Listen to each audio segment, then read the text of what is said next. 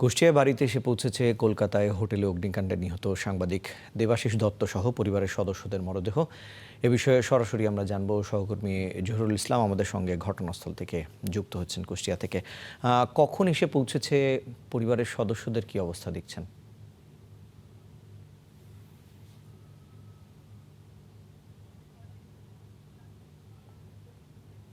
রিসান আসলে সাংবাদিক দেবাশিস দত্ত সহ তার পরিবারের মরদেহবাহী গাড়ি ঠিক 10:30টার দিকে যে কুষ্টিয়া শহরের আড়ুয়াপাড়ায় যে ভাড়া বাড়িতে দেবাশিস বসবাস করতেন সেই বাড়ির সামনে এসে পৌঁছায়।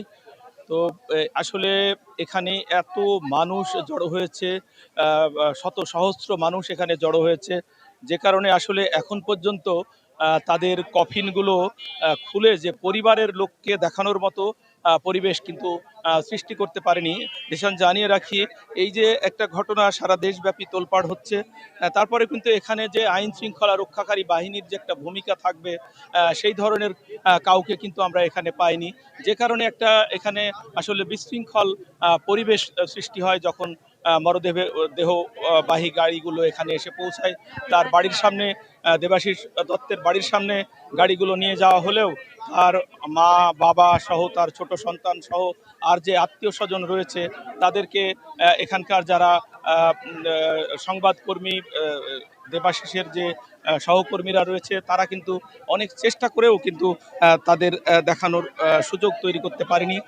এই মুহূর্তে গাড়িগুলো তার বাড়ি থেকে একটু দূরে একটি ক্লাব মাঠে রাখা হয়েছে, যেখানে থেকে চেষ্টা করা হবে তার পরিবারের সদস্যদের শেষবারের জন্য মরদেহগুলো দেখানোর জন্য।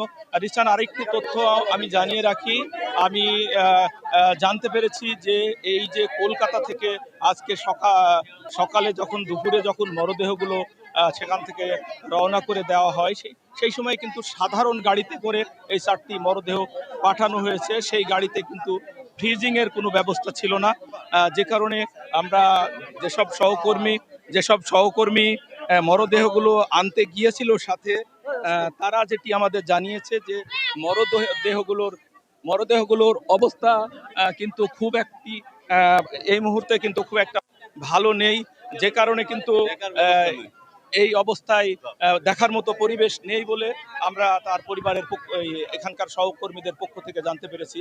তো রিসান, এই ছিল আমার কাছে দেবাশিস দত্তের বাড়ি থেকে সর্বশেষ। রিসান, আপনাকে ধন্যবাদ তথ্য জানানোর জন্য।